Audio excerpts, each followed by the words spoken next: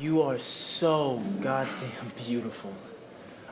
I'm sorry, I've just been really eager to tell you. You have no idea how happy I am to be here with you. Just to spend time with you. It's like, yes, I'm finally doing something right with my life because, I mean, look. It led me to be with an amazing girl like you. You do this thing when you just smile. You smile, and I feel like I'm the luckiest man alive. Like, Jesus Christ, I'm so in love with you, and I find it so hard to believe that I've met you. I cherish every word you say, every laugh, every smile. And I genuinely, honestly just believe that You're just it. I think you're the one. You are the one. I know that I can tell you anything and you won't judge me I know for that I what can I tell do. you anything. I cherish You won't every word you judge say what I to do. me. I know that you just come sound never. You are so goddamn beautiful. You are so goddamn beautiful. You are so goddamn beautiful. You have no idea how happy I am to be here with you. Yes! I know that I can tell you I'm finally everything. doing You something won't right judge with what my I life do. because You're the one. You're the one. You are the one.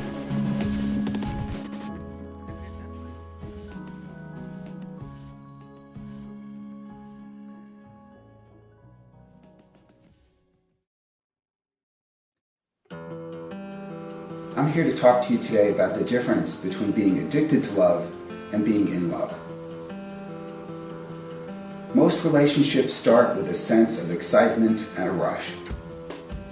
You meet a person, they capture your imagination, and you can't sleep at night. Your palms get sweaty, you fantasize about what that relationship is going to be like in the future. Fighter planes running around my head, running around my head. I gotta go, go, go. Sex, love, honey. You think about how it'll be to walk with them, and in that moment, it's hard to imagine even living without them. That process of being excited and being captured or spellbound by someone new is a process we call limerence. But I don't feel like I felt before. It's not happening now that you're leaving. I love you like never before. Oh, this is not happening now. Can be happening now. Limerence is different than love. In limerence, the brain areas that are involved in reward and excitement are activated. Chemicals like dopamine and norepinephrine that increase arousal and that tell us that something really good is going to happen are activated in much the way they're activated by drugs. So, what about people who are addicted to love as opposed to falling in love? But I don't feel like I felt before. It's not happening. People who have trouble with relationships are often chasing the limerence. They don't have the capacity to create stable, long-term relationships. And so often, the way they replace that is with the thrill and the high of meeting someone new. This time it will be different. When you feel like you're alone inside, and you beg but she won't take you there. But what's really happening is that they're craving that excitement that comes with the first kiss, the excitement that comes with the first conversation, the obsessive preoccupation with what that person is doing and how they will get close to them.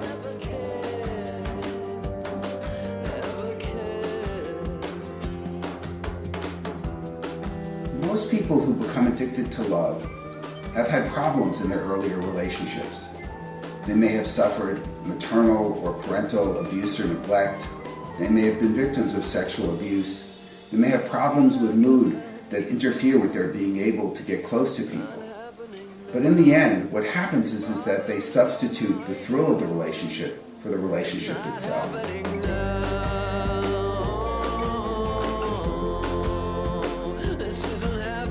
And as a result, they're constantly seeking that new excitement. With each new relationship or each new love affair comes this bolus of sexual energy, of hormones, of dopamine that stimulate the brain center much in the same way as cocaine or amphetamines do. We all start to fade away. This isn't happening now.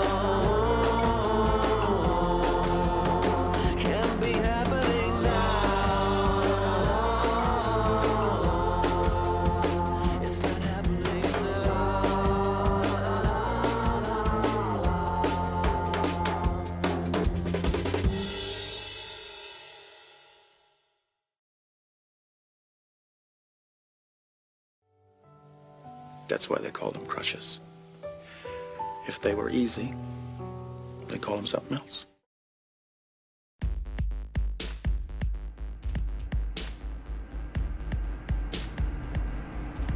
Limerence is a state of mind sometimes referred to as being in love, as distinct from loving someone, and sometimes called infatuation.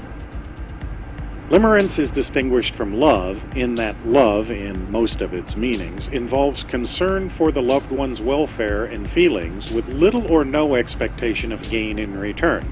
In contrast, limerence demands reciprocation.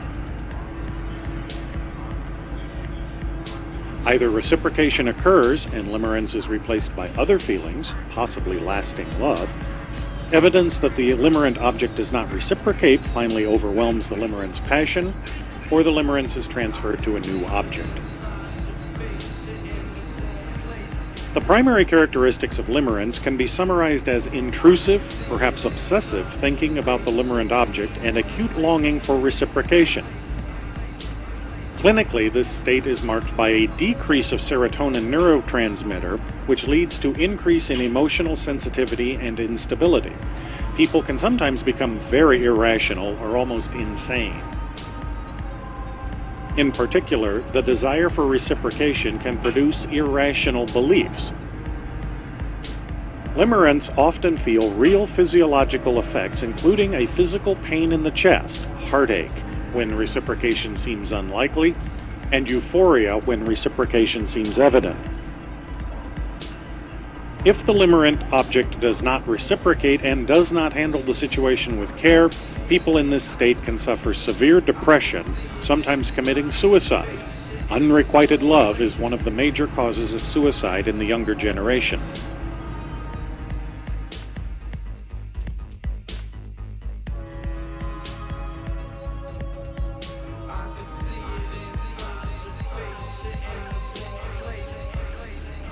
An infatuated person has an idealized image of their target. The person fell in love with this image, which may have no relation to the real person whatsoever.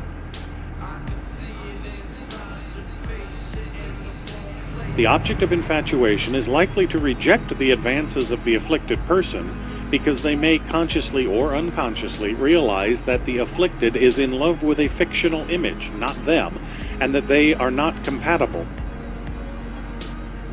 Alternatively, the afflicted may get to know the person well enough to realize that they are in love with a fiction and become disillusioned.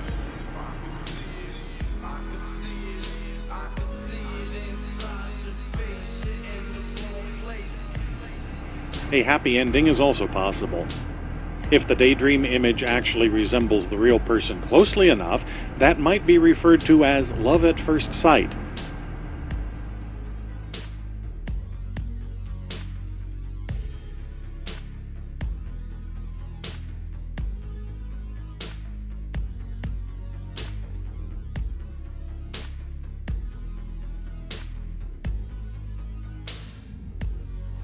I mean, I always feel like a freak because I'm never able to move on like this, you know. People just have an affair or even entire relationships. They break up and they forget. They move on like they would have changed brand of cereals. I feel I was never able to forget anyone I've been with because each person had their own specific qualities. You can never replace anyone. What is lost is lost.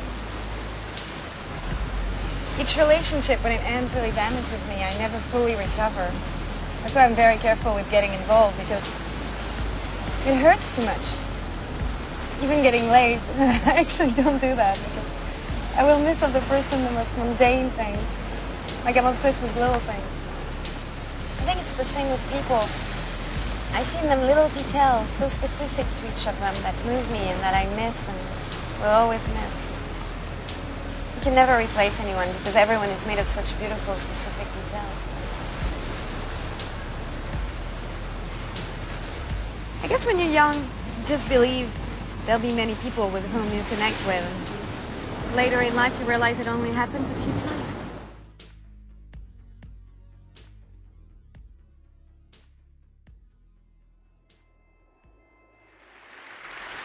I and my colleagues Art Aaron and Lucy Brown and others have put 37 people who are madly in love into a functional MRI brain scanner. 17 who are happily in love, 15 who had just been dumped, and we're just starting our third experiment, studying people who report that they're still in love after 10 to 25 years of marriage. So this is the short story of that research. Romantic love is one of the most powerful sensations on earth. So several years ago, I decided to look into the brain and study this madness. We found activity in a tiny little factory near the base of the brain called the ventral tegmental area. We found activity in some cells called the A10 cells, cells that actually make dopamine, a natural stimulant, and spray it to many brain regions.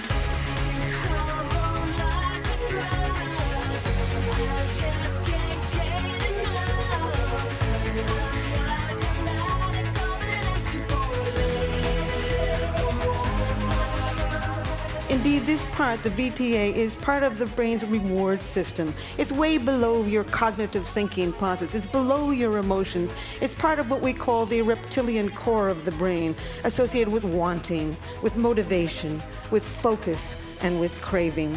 In fact, the same brain region where we found activity becomes active also when you feel the rush of cocaine.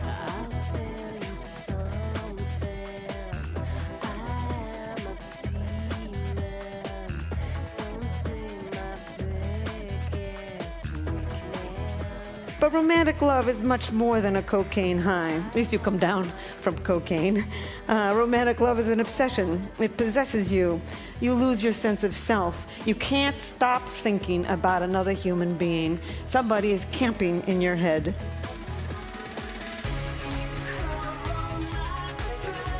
As an 8th century Japanese poet said, "My longing had no time when it ceases."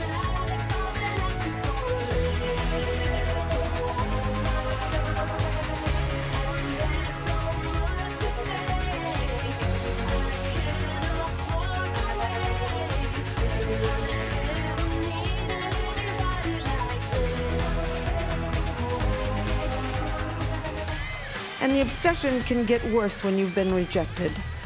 So right now, Lucy Brown and I, the neuroscientist on our project, are looking at the data of the people who we put into the machine after they had just been dumped. We found activity in 3 brain regions. We found activity in exactly the same brain region associated with intense romantic love. What a bad deal. You know, when you've been dumped, the one thing you love to do is just forget about this human being and then go on with your life. But no, you just love them harder. Terence, the Roman poet, once said, he said, "The less my hope, the hotter my love." And indeed, we now know why. 2,000 years later, we can explain this in the brain. That brain system, the reward system for wanting, for motivation, for craving, for focus, becomes more active when you can't get what you want.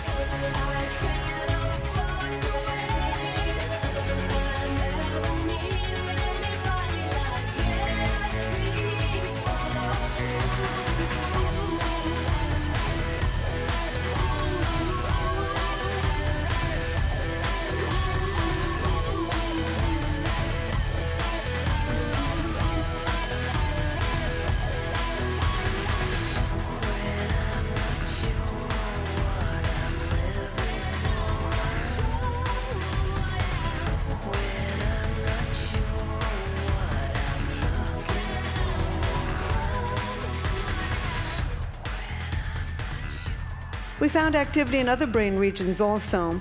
In a brain region associated with calculating gains and losses. You know, you're lying there, you're looking at the picture, you're in this machine, you're calculating, you know, what went wrong, what have I lost? And indeed, it's this brain, part of the brain, the core of the nucleus accumbens actually, that's becoming active as you're measuring your gains and losses. It's also the brain region that becomes active when you're willing to take enormous risks for huge gains and huge losses.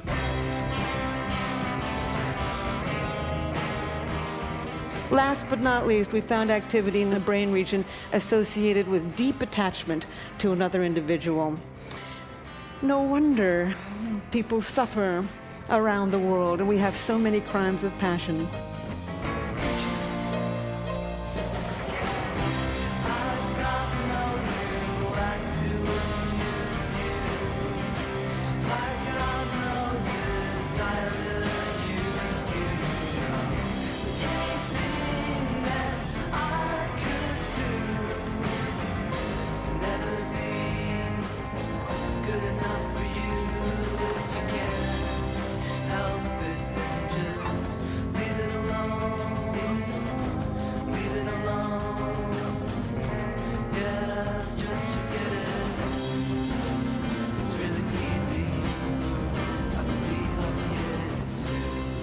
When you've been rejected in love, not only are you engulfed with feelings of romantic love, but you're feeling deep attachment to this individual.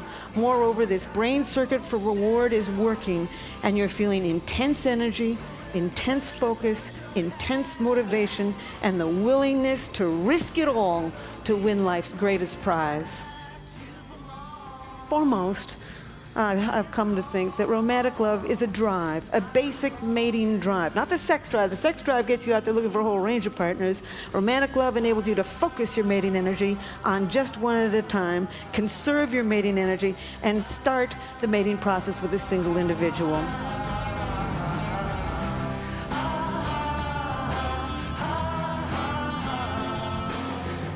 I've also come to believe that romantic love is an addiction, a perfectly wonderful addiction when it's going well, and a perfectly horrible addiction when it's going poorly. You focus on the person, you obsessively think about them, you crave them, you distort reality.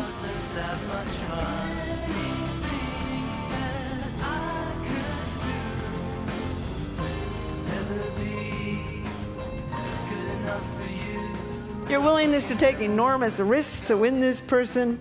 And it's got the main characteristics of addiction. Tolerance, you need to see him more and more and more. Withdrawals. Yeah, just forget it. It's really easy. I'll just forget it too.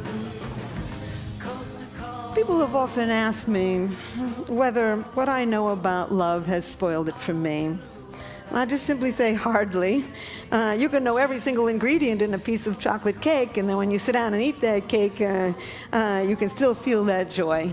And certainly I make all the same mistakes everybody else does too. But it's really deepened my understanding and compassion, really, for all human life.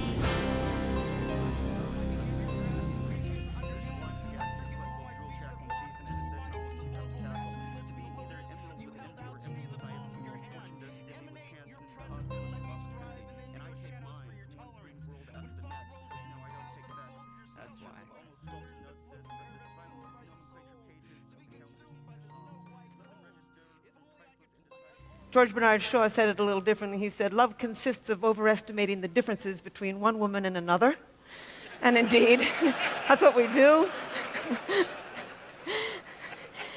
And then you just focus on this person. You can list what you don't like about him, but then you sweep that aside and focus on what you do. As Chaucer said, love is blind. Not only does this person take on special meaning, you focus your attention on them, you aggrandize them, but you have intense energy. As one Polynesian said, he said, I felt like jumping in the sky. You're up all night, you're walking till dawn, you feel intense elation when things are going well, mood swings into horrible despair when things are going poorly, real dependence on this person.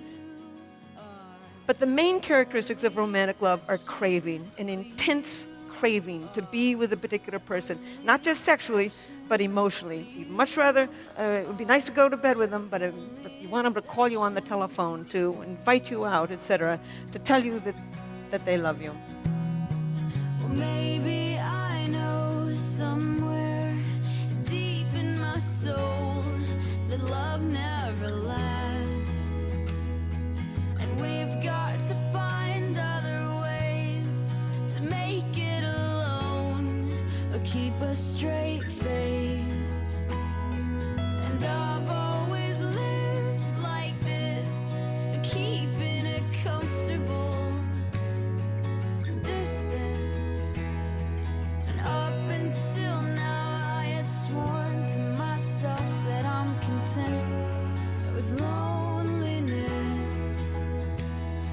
'cause none of it was ever worth the risk. The other main characteristic is motivation. The motor in the brain begins to crank and you want this person. And last but not least, it is an obsession. When I put these people in the machine, before I put them in the MRI machine, I would ask them all kinds of questions. But my most important question was always the same. It was, what percentage of the day and night do you think about this person? And indeed, they would say, all day, all night. I can never stop thinking about him or her.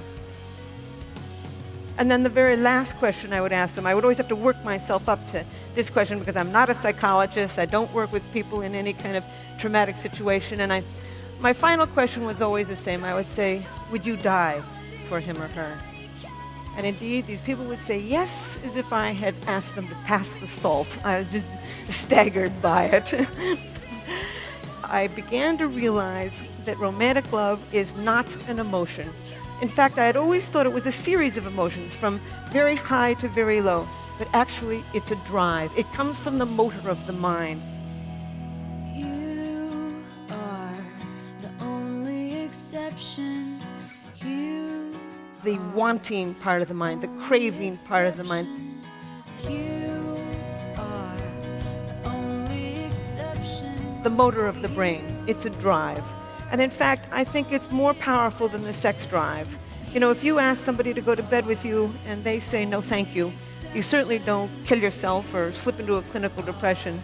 But certainly around the world, people who are rejected in love will kill for it. People live for love, they kill for love, they die for love.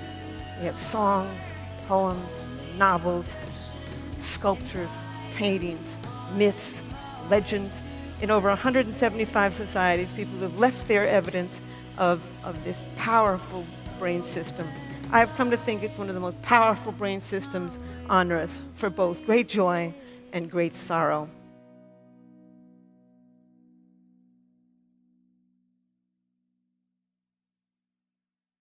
I don't think, honestly, we were an animal that was built to be happy. We were an animal that was built to reproduce. I think the happiness we find, we make. So one thing I would like the medical community and the legal community and even the college community to see if they can understand that indeed romantic love is one of the most addictive substances on earth.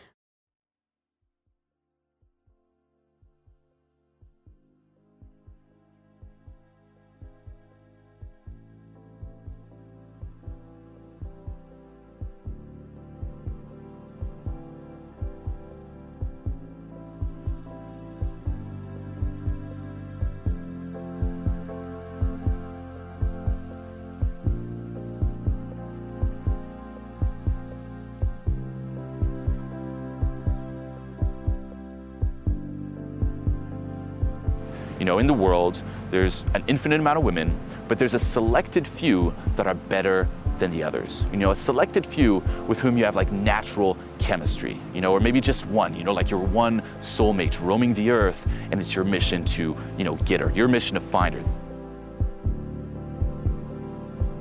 And you think that no other girl, you know, stands a chance against her. Like, it's gonna be, you won't feel anything with the other women. Like, they're just practice, you know, just like sharpening the blade, like whatever. And this girl is your everything. And this is something that ultimately just crushes you. Like, it really crushes you. I see this all the time. Guys are writing like, how do I get this one girl, and they're obsessed by it. And it's just crushing them. It's like just melting their fucking soul, okay?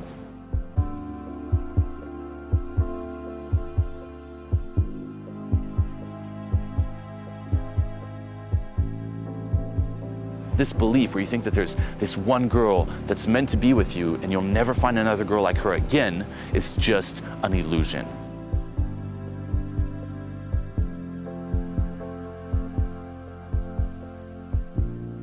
Okay, I'm like, this is the only one girl, and it's just pathetic, okay? It's just pathetic. And I realize, you know what? This is me ultimately just mind-fucking myself, okay? Like, I don't even know this girl. Like, really picture it. Like, you meet a girl, you get her phone number, it goes amazingly well. What does your mind do? When it's reading into it, what you're basically doing is you're projecting everything that you want onto this girl. Like, you don't really know her. You don't know anything about this girl.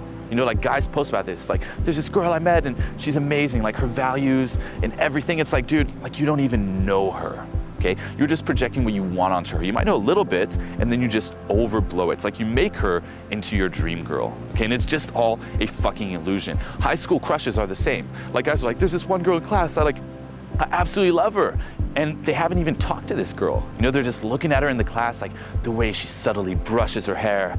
Oh my God, you know, like she's meant to be with me. You know, she's meant to be like, even everything she says, the way she says it, it's like we have so much in common.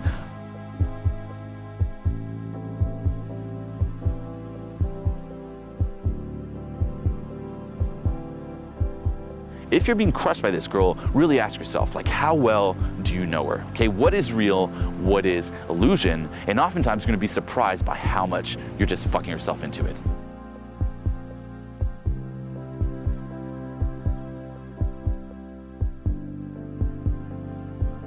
Don't fall into the guilty pleasure. Because what you'll realize is like, well, I know a lot of it's just illusion, but I like it, you know, I like it. And it's like this guilty pleasure, and the reason people like it is it gives you something to live for. You know, like instead of going to your job or going to, you know, university or your studies, your day-to-day life, and just like, you know, thinking about work or have nothing to think about, now there's like this girl that's on your mind. You know, you're working, and you're like, oh damn, like I got that number, like, oh, she's texting me now, or like, oh man, I can't wait till I see her again in class, you know, like, holy shit, like I can't wait, like, oh, this is so exciting, and it gives you a purpose, okay? And that's ultimately everyone's goal in life, is to have somewhat of a purpose. But what's bad about this is that you're making the woman your purpose, okay? Like you hear that, like be separate, like your path and purpose in life has to be separate from the girl, okay? Like you are enough, and if you make it the girl, you're ultimately fucked, okay? Step away from that. You do not want to make her your purpose in life. You do not want to make her the reason you get up in the morning, the reason you're excited about your day because you're thinking about her. That is just mind-fucking yourself into that little fantasy, into that illusion, okay? Realize that you are enough, okay? You are enough on all levels, like in the higher consciousness type of way, you are enough. Like you don't need this girl to complete you, okay? You're on your path and purpose in life, and she just joins the ride, okay? She isn't the ride.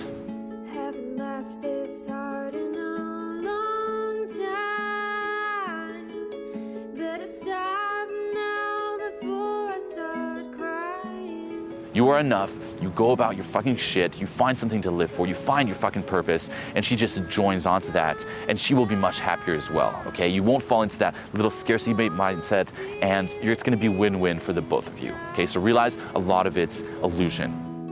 She's a sight to see, she's a good to me, but I'm already somebody's baby. She's a pretty thing, she knows everything, but I'm already somebody's baby. You don't deserve to be lonely, but those drugs you've got won't make you feel better. Pretty soon you'll find it's the only little part of your life you're keeping together. Secondly, realize that there are an abundance of women, okay? Like there isn't just one girl who you can create this with. You are gonna meet an infinite amount of women in your life, and you're gonna have many crushes. Like you can recreate whatever you're feeling right now, like that passion for this one girl where you think she's special, you can recreate that again. Even though it might seem impossible if you just even fathom right now, you will recreate this again, okay? How do I know this? Because I've done it many a times. All those little crushes in the past, I was like, in the moment, I'm like, she's the only girl, until I get the next crush. Then I'm like, she's the only girl, until I get the next crush, and she's the only girl, okay? You can do it again. Do not fall into scarcity, and don't be afraid of just going back to ground zero, because that's really what it is. It's like, if you built everything up with this girl, or say you even started dating her, and you like overblowed in your mind, and now you realize like, oh, it's like she's gone. So don't be afraid of ground zero, okay? Being afraid of ground zero is just scarcity, abundance. Everything is temporary. This too shall pass. Because your candle burns too bright. Well, I almost forgot it was twilight.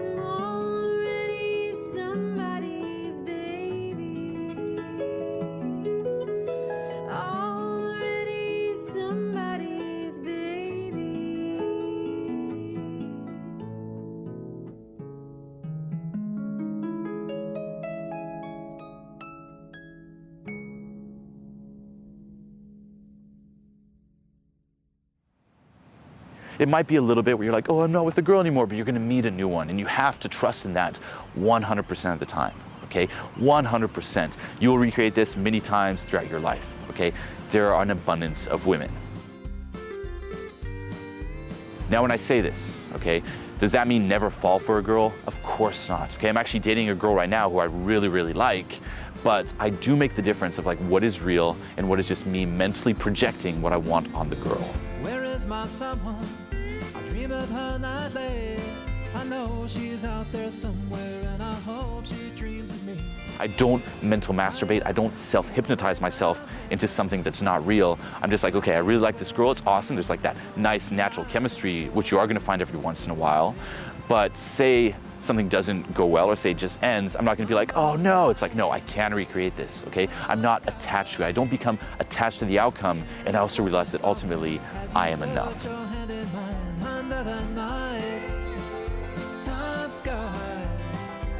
My heart, it was a singing, and my head was full of dreams for you and Stop psyching yourself out and, blowing her up into something that she is not, okay? That is not gonna help you, and it's not gonna help her, okay? Like, if you're just projecting all this shit, she's gonna feel like confined. Like, she's gonna know, like, that's not really me. Like, if you're telling the girl, you're so innocent, baby, you're so innocent, and she's actually not. She's like, well, I don't wanna just be innocent. Like, don't project that shit on her, okay? Don't just trap her into it. Oh, something's got to change for me. I've got to find a way back to that place. Another night, time sky. My spirit was a soaring as you put your hand in mine. Another night, time sky. My heart, it was a singing, and my head was full of dreams for you and I. Step out of scarcity, okay? Infinite amount of women. There's not just one little soulmate, okay? There's an infinite amount of soulmates. You can recreate it with anyone, even if it doesn't seem possible at the time. And don't be afraid of fucking ground zero, okay? That's the beauty of the journey. It's like up and down, up and down, up and down. When evening comes, I don't go home. There's something different about this night, can't put my finger on. I follow my feet, and something calls to me, and there she is before me. It's the girl of which I dreamed. Prepared for disappointment, there's only a smile. I hear myself ask her, could we walk for a while? I pinch myself, I'm not a slave. Oh, it's not exactly the same, but I know I've reached that moment from my dream. Another night, time sky. My spirit was a soaring as you put your hand in mine. Another night, time sky. My heart, it was a singing as I looked into your eyes. Under the night, time sky. My spirit was a soaring as you put your hand in mine. Under the night, time sky. My heart, it was a singing, and my head was full of dreams for you and I.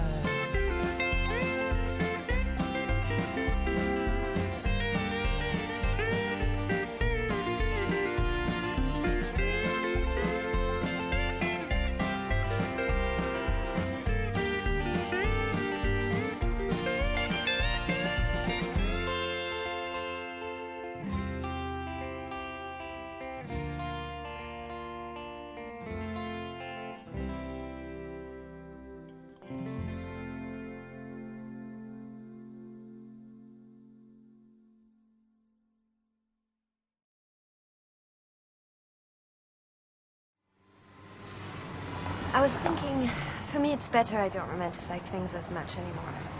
I was suffering so much all the time. I still have lots of dreams, but they're not in regard to my love life. It doesn't make me sad, it's just the way it is. I mean, I'm really happy only when I'm on my own. Even being alone, it's better than sitting next to a lover and feeling lonely. But what does it mean, the right man, the love of your life? The concept is absurd. The idea that we can only be complete with another person is evil, right?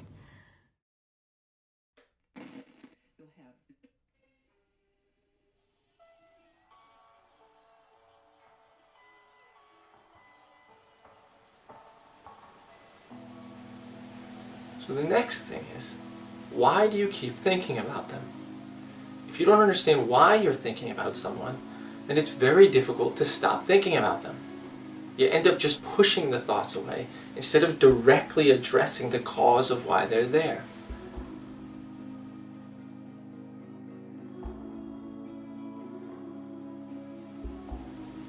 The reason why we think about them and continue to think about them is because we think that we would be happier if they were here. If you were happy in this moment, or in other words, when you are happy in this moment, when you're enjoying yourself, when you're doing something that you love, are you thinking about them? Are you missing them? No. When you're happy, there's no reason to think about them.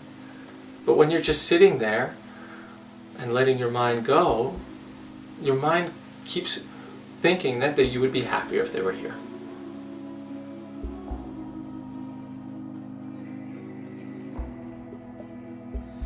If I ever get to sleep, I'll be deep inside my dreams where no one bothers me.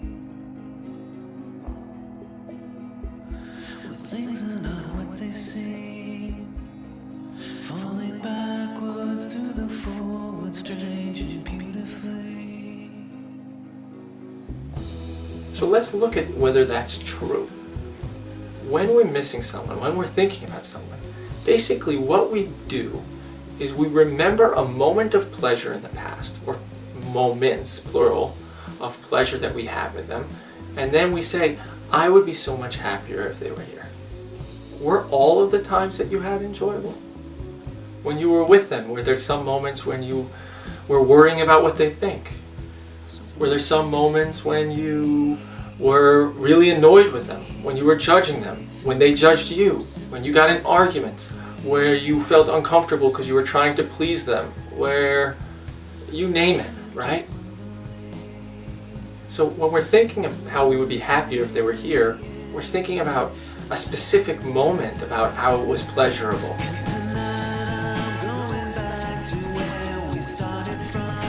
We can't just take that specific moment or experience and bring it here. If we bring somebody back, we bring all of that stuff with it.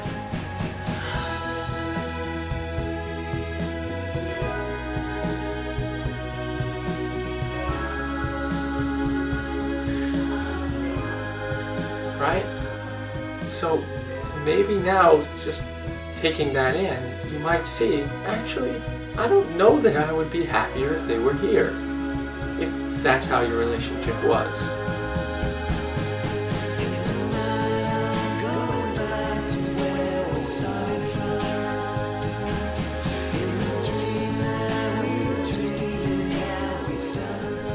Is it possible that now that they're not here, you're unhappy, which will act as a catalyst to make you start to examine your unhappiness, to make you start to examine what thoughts create your unhappiness and how to deal with them. And so just by dealing with these thoughts that before you wouldn't have dealt with, you'll end up happier.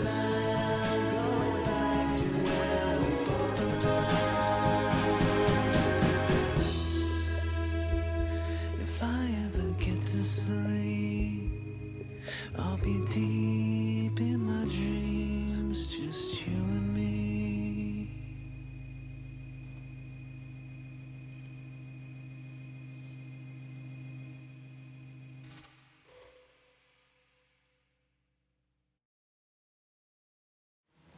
I guess when you're young, you just believe there'll be many people with whom you connect with. Later in life, you realize it only happens a few times. Yeah, and you can screw it up, misconnect.